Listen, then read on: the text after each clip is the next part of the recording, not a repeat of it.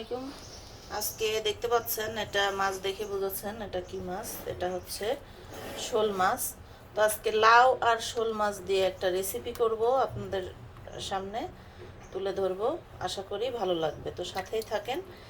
এখানে শোল মাছ আমি ভিজিয়ে দিয়েছি, আর হচ্ছে মানে পানির মধ্যে শোল মাছ আর লাউ এখন কুটে নিই। এখানে দেখতে পাচ্ছেন যে একটা একদম কচি সতেজ টাটকা লাউ। তো এই লাউটা আমি কুটবো, এবং এখানে কুটতে কুটতে কিছু কথা শেয়ার করব আপনাদের সাথে। যে লাউটা আপনারা বটি দিয়ে যে কুটেন, বটি দিয়ে কুটবেন না, এইভাবে লাউটা আস্ত করে নেবেন, ছিলে নেবেন লাউটা। যে লাউ একটা এইভাবে আপনারা স্লাটার মেশিন দিয়েই ছিলেন বা হচ্ছে বটি দিয়েছিলেন, এইভাবে আস্ত লাউটাকে ছিলে নেবেন।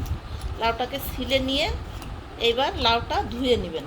ধুয়ে নিয়ে তারপরে দেন আপনারা এটা কুটবেন, কিন্তু কুটে নিয়ে ধুবেন না। এই লাউটা রানলে অসম্ভব মজা লাগে, আর লাউয়ে একটা আঠালো ভাব একটা আসে, সৃষ্টি হয় আঠালো ভাব, ওইটার জন্য লাউটা আরও মজা লাগে। তো আমি আপনাদের পুরো প্রসেসিংগুলো আজকে দেখিয়ে দিব। তো এখন আমি লাউটা এভাবে পুরোভাবে ছিলে নিয়ে লাউটা আস্তই ধুয়ে নিব। ধুয়ে নেওয়ার পরে আমি কাটবো, সাথে থাকুন।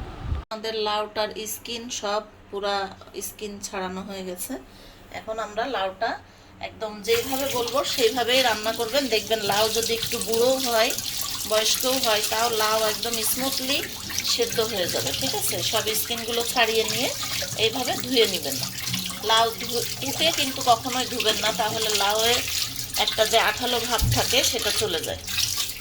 তো সাথে থাকেন, কোটা দেখিয়ে দিব। তো এটা একটু বেশি করে বাদ দিবেন। লাউ কুটতে সবাই জানেন, তো জানেন যারা তাদের জন্য কিন্তু আমার ব্লগ না, যারা একেবারে না জানেন তাদের জন্যই আমার ব্লগ। ঠিক আছে, তো এইভাবে স্কিন সহ আমি স্কিন ফেলে দিয়ে ধুয়ে নিয়ে আসলাম। এখন আমি 1 ইঞ্চি মোটা করে করে এইভাবে 1 ইঞ্চি মোটা করে আমি লাউটা একটু মোটা করে কাটি। 1 ইঞ্চি মোটা করে করে আপনারা লাউগুলা কেটে নেবেন। দেখেন 1 ইঞ্চি মোটা করে লাউগুলা কেটে নেবেন। তো এইভাবে আমি সব লাউগুলা কাটতে থাকি, আপনারা সাথে থাকেন। এর মধ্যে 1টা থেকে 2টা আলু দিতে হবে। দেখতে পাচ্ছেন যে শোল মাছের এইভাবে মাথাটা হা করাবেন, গাল মুখটা হা করিয়ে কলসা টলসা খুব সুন্দরভাবে ধুয়ে নেবেন। আর এইভাবে মাছটা সোজা করে রাখবেন। এটা দেখতে পাচ্ছেন যে তারের ব্রাশ, এখানে একটু বিজলা বিজলা, শোল মাছে একটু নালসা নালসা এক টাইপের, একটা এর গায়ে একটা জিনিস থাকে নাল বিজলা মতো। তো এটা দিয়ে এইভাবে ভালো করে আপনি তারের ব্রাশ দিয়ে ডলে নেবেন, মাছটা একদম ক্লিন হয়ে যাবে। ঠিক আছে, এইভাবে মাথা টাথাগুলা সুন্দর করে তারের ব্রাশ দিয়ে ডলে নিলে এই বিজলাগুলা, মাছের যে বিজলা একটু কালো ভাব, এই জিনিসটা চলে যাবে। এইভাবে সুন্দর করে যদি মাছ ধুয়ে রান্না করেন, তাহলে মাছে কোনো আঁশটা থাকবে না, আঁশটা গন্ধ থাকবে না। তীব্র একটা গন্ধ থাকে, এগুলো তো খালে বিলে হয়, এজন্য এগুলোর একটা তীব্র গন্ধ থাকে, সে তীব্র গন্ধটা থাকবে না। তবে মাছটা ধুয়ে দেখাচ্ছি যে মাছটা কালো মিসমিসা ছিল, আর মাছে কোনো কিন্তু বিজলা নাই। এখন মাছটা কুটতেও আপনার জন্য সুবিধা হবে, এই মাছটা পিছলাবেও না, আপনি অনায়াসে সুন্দর করে কেটে নিতে পারবেন। দেখতে পাচ্ছেন যে মাছটা কাটলাম, আমি মাথাটা আলাদা করলাম। এখন আপনি যতটুকু খাবেন নাড়িটায় যে বের করে ফেলতে হবে এইভাবে। এইবার যেমন মোটা খাবেন ঠিক তেমন করে পিস কাটতে হবে। তো আপনারা যারা বটিতে কাটা অভ্যস্ত তারা বটিতে কাটবেন। আমি একটু ছুরিতে কাটছি, ছুরিতে একটু ধার কম, জন্য আমার প্রেশার লাগছে বেশি। তো এইভাবে একটু মোটা মোটা করে কাটারই চেষ্টা করবেন, তাহলে ভালো হবে। আর আমি এর আগে দেখিয়েছিলাম আপনাদের মাছ মরিচ ব্লগ, সেই ব্লগটা হচ্ছে ওইটা কাটা দেখিয়েছিলাম অন্যরকম, ওটা দেখিয়েছিলাম মধ্যেখান থেকে কাটা। আর এটা কাটবেন, এটা আপনার এইভাবে পিস পিস করে কাটতে হবে। লাউ শোল মাছ যেহেতু রাঁধবেন সেহেতু এইভাবে পিস করে কেটে নিলে ভালো হবে। তো দেখেন আমি এইভাবে পিস পিস করে সবগুলো মাছ কেটে নিলাম। এই যে দেখেন পিসগুলো এইভাবে মোটা মোটা করে আপনার লাউ শোল মাছের সাথে মাছগুলা সুন্দর করে কেটে নিতে হবে। তো এইভাবে আমি সব মাছগুলো কেটে নিব এবং সুন্দর করে ফ্রেশ করে ধুয়ে নিয়ে আসছি, সাথে থাকেন। কড়াইতে তেল গরম করতে দিয়ে দিলাম, মাছ ভাজি করব। আর এখানে হচ্ছে মাছের হলুদ লবণ মাখাবো। তো ফার্স্টে দেখেন মাছ একদম ড্রাই করে ধুয়ে নিয়ে মাছে পুরো পানিটা একদম সেকে ফেলে দিবেন। মাছের জন্য কোনো রকম কোনো পানি না থাকে, মাছ শুকনা শুকনা থাকবে। দরকার হলে ধুয়ে একটা জালিতে রাখবেন। তো এই কথাটা কেন বলছি, এই কথাটা কেন বলছি যে মাছের মধ্যে যদি পানি থাকে তাহলে আপনি মাছ ভাজি করার সময় ওই পানিটা থেকে কিন্তু লবণটা সব বেরিয়ে যায়, মাছের মধ্যে লবণ ঢুকে না। এই জন্য আপনাকে কি করতে হবে, মাছগুলা একদম ড্রাই করে পানি ঝরিয়ে নিতে হবে। পানি ঝরিয়ে নিয়ে দেন যে কোনো মাছ আপনারা যদি পানি ঝরিয়ে নিয়ে এভাবে লবণ হলদি মাখিয়ে সাথে সাথে ভেজে ফেলবেন, তাহলে দেখবেন যে মাছের মধ্যে লবণ হলুদ সুন্দর রকম ঢুকে গেছে। তো এইভাবে করে লবণ হলুদ মাখিয়ে নিলাম। তো তেলটা একদম পুরো হিট করে নেবেন, নিয়ে মাছগুলো ছেড়ে দেবেন। এবার মাছগুলো ভাজা হোক, ততক্ষণে আপনারা সাথেই থাকেন আর আমি মাছগুলোর মধ্যে ভেজে ফেলব। তো দেখেন এইভাবে হচ্ছে শোল মাছগুলো লাল লাল করে, বেশি লাল না আবার বেশি কড়াও না, চড়া, এইভাবে একদম হাই ফ্লেমে জাল দিবেন। যখনই মাছ ভাজতে যাবেন তরকারির মাছ, এভাবে হাই ফ্লেমে জাল দিলে হয় কি মাছটা হচ্ছে আপনার উপর থেকে ভাজা হয়ে যায় আর ভিতরে সফট থাকে। আর অল্প জালে যদি আপনারা ভাজেন তাহলে ভিতর থেকে মাছটা শক্ত হয়ে যাবে, মজা লাগবে না। আর হচ্ছে উপরে তো শক্ত হবে, ভিতর পর্যন্ত শক্ত হয়ে যাবে। এটা জ্যান্ত মাছ, অবশ্যই আপনার সেইভাবে টাটকা ফ্রেশ লাগবে। এবং ভাজাটা যদি মাছ বেশি লো মিডিয়ামে ভাজেন তাহলে মাছটা খেতে স্বাদ লাগবে না, শক্ত হয়ে যাবে। এইভাবে আপনারা হাই ফ্লেম দিয়ে জাল এইভাবে কড়া করে মাছগুলো ভেজে নেবেন। আর আমার সব মাছ ভাজা হয়ে গেলে তারপর আমি দেন লাউটা চড়াবো। আমি কিন্তু ডিটেলস এখানে আপনাদেরকে বলে দিচ্ছি। আর যদি বুড়োও লাউ হয় তাও সেই লাউ কীভাবে সেদ্ধ করতে হবে সেই টিপসটাও বলে দিব। একদম হট করে গরম করে নেবেন আর এই তেলের মধ্যেই কাঁচামরিচটা ছেড়ে দিবেন। তার আগে একটা কথা বলে রাখি যে এই গরম তেলের মধ্যে কাঁচামরিচটা ছাড়লে এটার একটা অন্যরকম একটা স্মেল তরকারিতে চলে আসে, ঠিক আছে? এই জন্য আপনারা তেলটা একটু হিট করেই কাঁচামরিচটা আগে ছেড়ে দেবেন।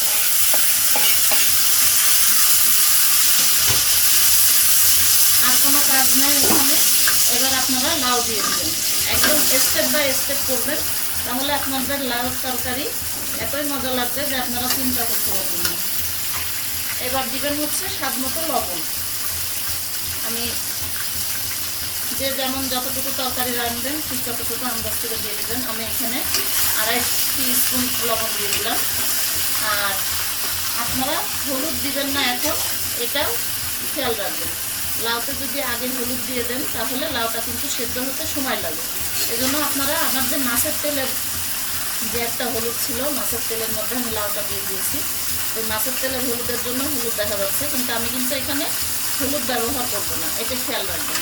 হলুদটা লাউটা যখন সেদ্ধ হয়ে যাবে তখনই হলুদটা দিবেন, এর আগে হলুদ দেওয়া যাবে না, এটাও মনে রাখবেন।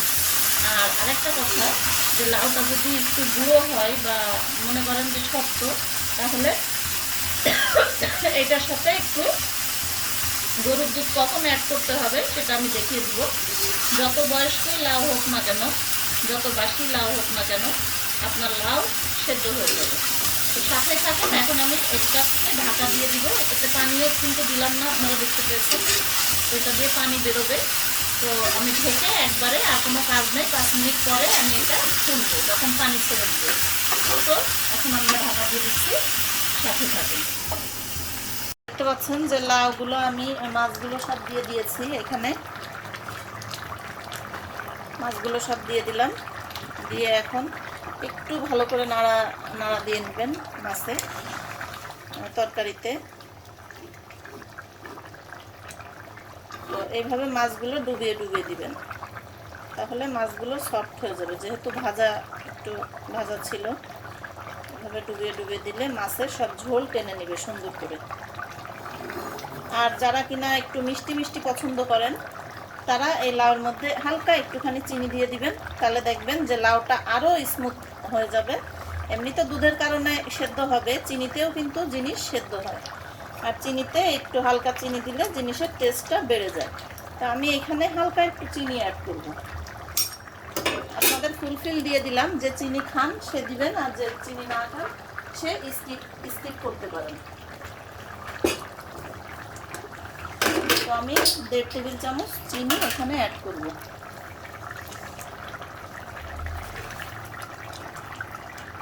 হাত দিয়ে দিলাম একটু।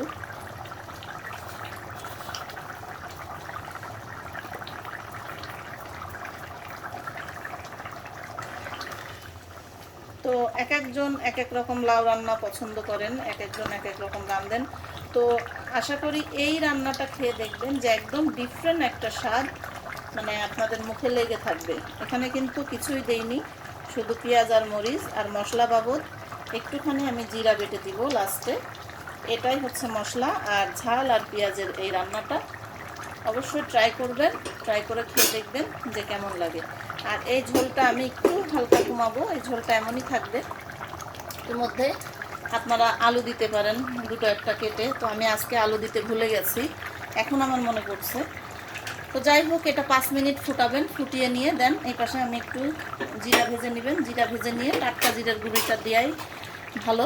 তো আমি এই চুলাতে একটু টাটকা জিরের গুঁড়ি ভেজে নিয়ে তারপরে দেন লাউতে দিয়ে দিব বেটে। তো আমি এখানে জিরের গুঁড়ি করে নিয়েছি। তো এই জিরের গুঁড়ি এখন এই যে যেখানে ফুটছে ঠিক এখানে একটু দিয়ে দিবেন, তাহলে এরা ফুটতে ফুটতে সারা তরকারি একদম ওড়াই সারা তরকারিতে স্মেলটা ছড়িয়ে দিবে। আর একটু রেখে দিবেন, যে গ্যাসটা অফ করে এটা আপনি উপরে দিয়ে দিবেন, তাহলে হয়ে যাবে। তো দেখতে পাচ্ছেন বেশি মাছ, এজন্য আর আমি নাড়াচাড়া বেশি করব না। নিচের থেকে একটুখানি নাড়লেও পারেন, না নাড়লেও পারেন, সমস্যা নাই। তো এইভাবে একটু ডুবিয়ে দিবেন জিরাগুলো, যাতে পুরো তরকারিটা মিক্সড হয়ে যায়।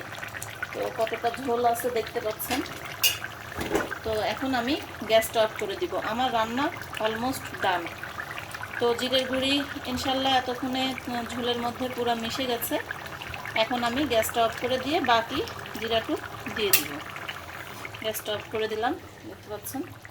তো এখন আমি এর উপরে আবার জিরের গুঁড়ি যতটুকু অবশিষ্ট ছিল ততটুকু দিয়ে দিব। দিয়ে এটা ঢাকা দিয়ে রাখবো 10 মিনিটের জন্য। 10 মিনিটের জন্য যে কোনো তরকারি একটু রেস্টে রাখলে তরকারিটার টেস্টটা দ্বিগুণ আসে।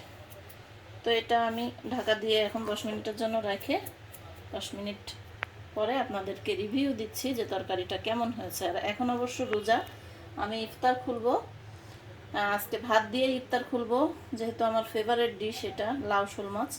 তো সাথেই থাকেন, আমি বলে দিব কেমন হয়েছে। তো দেখতে পাচ্ছেন যে এখানে আমাদের মা লাউ শোল মাছ রান্না করা রেডি। তো এভাবে আপনারা রান্না করবেন।